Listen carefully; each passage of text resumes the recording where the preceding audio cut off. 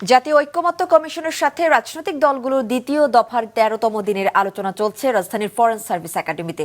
রাজনীতিতে সংসদে রাষ্ট্র পরিচালনায় নারীকে সম্মানজনক অবস্থা প্রতিষ্ঠিত করতে হবে। সমতার মর্যাদায় নারীকে সম্মানিত করা রাষ্ট্রের দায়িত্ব বলে মন্তব্য করেছেন ঐক্যমত্য কমিশনের সহ সভাপতি অধ্যাপক আলী রিয়াজ।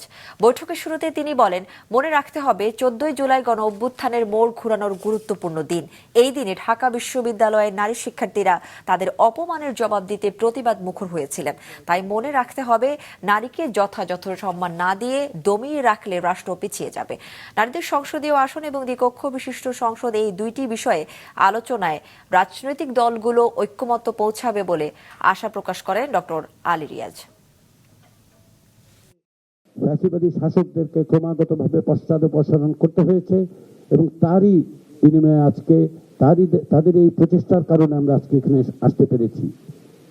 এটা আমাদের মনে রাখা দরকার, এটা আমাদের দায়িত্ববোধ হিসেবে বিবেচনা করা দরকার।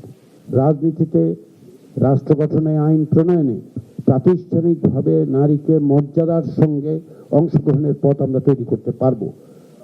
সে জায়গায় আমরা এক জায়গায় আসতে পারবো, ঐক্যমত্য তৈরি করতে পারবো, সেটা আমরা আশা করি।